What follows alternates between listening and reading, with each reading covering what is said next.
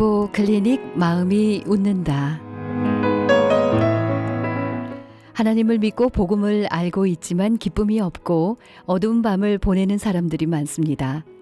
벗어나고 싶고 행복해지고 싶은 마음은 우리 모두의 소망인데요. 이 시간 행복 클리닉 마음이 웃는다를 통해 여러분 마음을 미소 짓게 해드리고 싶습니다.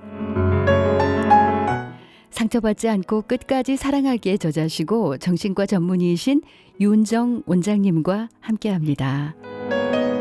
원장님 안녕하세요. 네, 안녕하세요. 네, 늘 평안하시죠? 네, 그렇습니다. 네, 최근에 쓰신 책 내가 예민한 게 아니라 내가 너무한 거야. 이 책에서 뭔가 답이 있을 듯한데요. 오늘은 예민함에 대해서 좀 알아봤으면 좋겠습니다. 예민한 사람과 보통 사람의 차이 뭘까요?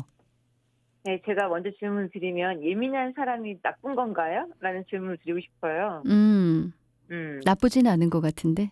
근데 이제 예민한 거가 좀 안 좋은 이미지가 있잖아요. 그렇죠. 네, 근데 사실 나하고 좀 다른 사람, 나하고 반응이 다른 사람, 또 뭔가 그런 사람들을 우리가 예민하다고 얘기를 하면서 조금 뭔가 저 사람은 좀 예민하다 이런 쪽으로 생각할 수가 있는데 사실은 제가 이제 이번에 책을 냈는데 책 제목이 내가 예민한 게 아니라 너가 너무한 거예요. 네. 근데 제가 인스타에서 독자분들과 소통하면서 많은 것을 배웠는데 어떤 분이 그런 말을 하시더라고요. 우리가 흔히 말하는 보통이나 평균 기준에 도달하지 못하면 사람들이 우리 예민하다고 생각한다. 왜 그런 반응을 하냐? 근데 그런 평가 자체가 사실 누군가에게는 어떤 폭력으로 다가갈 수도 있는 거고요. 네. 또 어떤 분은 자기가 예민하다고 생각하지만 또 예민하지 않은 분인데도 그렇게 생각할 수도 있고 또 다른 사람이 실제로 그 사람을 예민하게 만들기 때문에 그럴 수도 있거든요. 그래서 네. 누군가는 나에게 정서적인 가해를 했을 수도 있겠다. 그렇지만 우리가 모두 경계에 서 있기 때문에 어떤 분들은 정서적으로 가해자가 됐다가도 또 네. 피해자가 될 수도 있는 거고 예민한 쪽이 아니라 또 좀 내가 너무한 쪽이 될 수 있는 거고 그렇습니다. 그래서 보통 우리 사람 사이에 지켜야 될 어떤 바운더리, 경계라는 것이 있는데 경계를 넘어서는 것이 바로 이제 가해를 하는 너무한 쪽이 되는 거죠. 예민한 사람, 보통 사람. 그렇다면 우리가 예민해질 때는 언제일까요? 누군가에게 공격을 받을 때인데요. 저는 사실 기질적으로 예민한 사람이 아니라 어떤 특정한 계기로 예민해질 수밖에 없는 사람을 이야기하고 있어요. 진료실에서 만나는 분들은 대부분이 이제 이렇게 예민해진 분들인데 네. 결국은 심리적인 어떤 착취를 당하는 분, 예를 들어서 뭐 남편이 알코올 중독이라든지 폭력이 있다든지 폭언을 한다든지 하는 쪽이 이제 예민해질 수밖에 없는 거고 그렇죠. 가해자가 병원에 오는 것이 아니라 결국은 피해자가 병원에 오게 되는 거죠. 네. 실제로 보면 가해자들은 밖에서 잘 살고 있어요. 그러면 제가 병원에 오는 분들을 위로해 주면서 생각해 보니까 감정적이든 물질적이든 계속 빼앗기는 위치에 있는 분들이 계세요. 네. 친구는 물론이고 뭐 연인, 가족 등 착취를 당하는 대상들은 너무 다양한데 어떻게 시도 때도 없이 이렇게 선을 넘어오고 나는 그것에 어떤 반응을 하게 되고 무신경한 사람들에게 내가 예민해지고 하는 반복되는 패턴을 제가 많이 보게 됐거든요. 네. 그래서인지 요즘 관계 속에서 허무함, 공허함에 대한 말을 하는 분들이 넘치고 있어요. 나는 가만히 있어도 왜 이렇지? 왜 저 사람만 만나고 나면 이렇게 힘들고 피곤하지? 너무나도 자연스럽게 어떤 내 시간이나 돈, 정성과 배려를 아무렇지도 않게 여기는 분들이 있지 않나. 내 주변에 그런 사람들이 있을 때에는 내가 예민한 게 아니라 그 사람이 너무한 거다. 라는 말씀 드리고 싶어요. 네. 이 원장님께서 프레너미라는 용어를 말씀하셨던데 이런 경우를 이야기하는 건가요? 네, 맞습니다.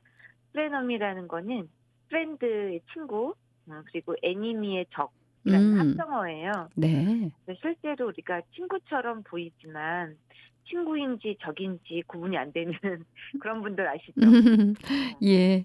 그럼 프레넘이 어떤 구체적인 모습으로 드러나는지 그 특징을 잠깐 짚어주시죠. 예를 들어서 다이어트에 성공을 했는데 이런 말을 하는 거야. "너 살 그만 빼라. 그러다가 요요현상 생기고 더 늙어 보인다." 또 내가 뭘 잘했는데 그거를 응원하기보다는 "너 운이 좋다. 부모를 잘 만났다." 아. 는 식으로 어떤 상대의 노력을 깎아내려야 자신의 열등감이 해소되는 분들이 있어요. 네. 그래서 결국은 "너를 생각해서 내가 하는 말이야. 너 위해서 한 말이야." 하는 말이 결국은 나를 위해서.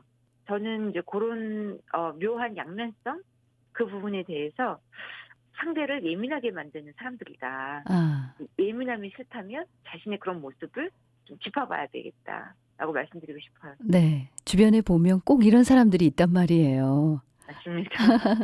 그럼 주변에 있는 프레너미 때문에 예민해진 사람들이 있다면 우리에게 인제 가장 중요한 영역 어떻게 극복해야 할까요? 일단 내 자신이 굉장히 예민한 상태임을 알아차리는 게 중요해요. 음음. 작은 자극에도 내가 이렇게 크게 반응하는구나. 왜 우리가 물이 찰랑찰랑 차 있으면 약간의 요동에도 막 출렁출렁 되잖아요. 네. 내가 누군가의 말 한마디에도 하루의 기분이 좋았다 나빴다 감정 기복이 왔다 갔다 한다면 '아 내가 뭔가 예민하구나. 또 나의 자존감이 많이 무너져 있구나.'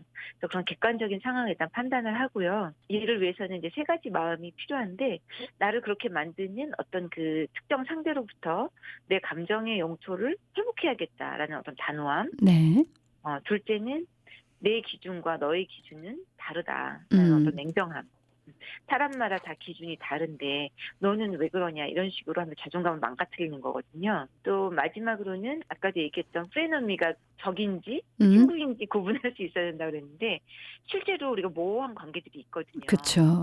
그래서 그것을 구분할 수 있는 유연한 결단력 이 세 아하. 가지가 이제 필요한데요. 네. 무엇보다도 저는 건강한 관계를 맺으려면 내가 상대에게 잘 보이고 싶은 건지 아니면 잘 지내려고 애쓰는 건지를 먼저 구분할 필요가 있어요. 음. 잘 지내고 싶다면은 상대에게 잘 보이고 싶은 마음을 좀 내려놔야 돼요. 왜냐하면 상대에게 잘 보이고 싶은 마음은 스스로를 수직 관계로 만들어요. 그러네요. 네, 그래서 우리가 어떤 사람에게 내가 잘 보이려고 하는 것은 나의 인정 욕구 때문에 그런 건데 음. 잘 보이려고 하는 마음을 좀 내려놔야 되겠다는 거죠. 네. 단호함, 냉정함, 결단력. 이게 말은 참 좋은데 이런 태도가 사실 하루아침에 갖춰지지는 않잖아요. 네, 맞습니다. '아 나 좋아. 나 결심했어.' 뭐 하루아침에 내가 바뀐다면 뭐 상담소는 다 문을 닫아야 되겠죠. 네. 그런데 여기서 중요한 것은 나의 예민함이 나 자신으로 비롯된 것인지 또는 타인으로부터 시작된 건지를 먼저 알아차리는 거예요. 예를 들어서 가족으로부터 받은 상처 때문에 대인관계를 어려워하는 분들이 많아요. 그 예민함의 원인이 어린 시절부터 어떤 가족의 말이나 행동, 반복되기 때문인 거죠. 그런데 이 사실을 모르면 그냥 스스로를 나는 사회 적응을 못하나? 까칠하고 대인기피증이 있나? 라면서 자기 스스로를 그냥 고립시켜 버리고 혼자가 편한 사람이라고 결론을 내려버려요. 가족으로부터 받은 상처 그러니까 뭐 억울하거나 분노, 소외감 등의 감정을 해결하지 못하면 계속 그런 예민한 상태의 사람으로밖에 살 수 없는 거죠. 음. 그래서 제가 책에도 언급을 했는데 해결되지 못한 감정은 유효기간이 없다. 음. 과거에 있었던 일이라고 해서 모든 것이 지나가는 것이 아니라 제가 아까도 말씀드렸지만 해결되지 못한 감정은 유효기간이 없다. 그만큼 계속 앙금이 남아있다는 거죠. 네. 감정 유효 기간이 없다는 말씀이 인상적인데요. 이렇게 해결하지 못한 감정에 대해서는 다음 시간에 좀 더 깊이 있게 터치해 주셨으면 좋겠어요. 오늘은 상처받지 않고 끝까지 사랑하기에 저자시고 정신과 전문의이신 유은정 원장님께 예민함에 대해서 도움 말씀을 들었습니다. 고맙습니다. 네.